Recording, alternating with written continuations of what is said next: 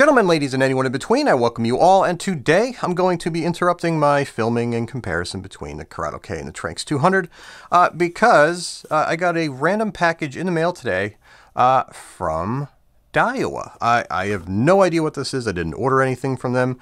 I'm not waiting on anything from them. I have no idea, and your guess is as good as mine as to what's in the box. It's very light. I don't know what's in here. So let's go ahead and find out. I'm curious. I'm kind of excited. The only package fishing related I got in the mail today was a blank from North Fork Composites, which took about 60, I don't know exactly how many days over 60, but I'm not even going to look at that because I want to see firsthand what this is.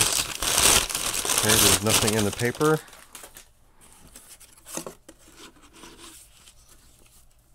They sent me bumper stickers. That's okay. I guess that's kind of cool. I wasn't expecting that. Work is for people who don't fish. Tell me about it. All right. Well, thank you very much, guys. I appreciate you sending me some awesome bumper stickers. I'm not sure what triggered this to be sent out on the 23rd.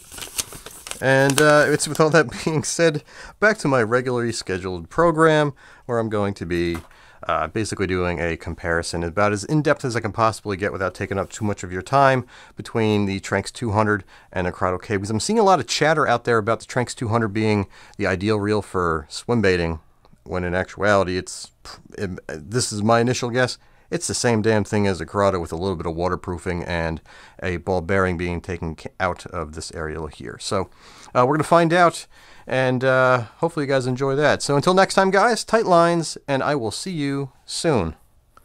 Friggin' bumper stickers. How about that? I just shot an unboxing video for bumper stickers. Jesus Christ.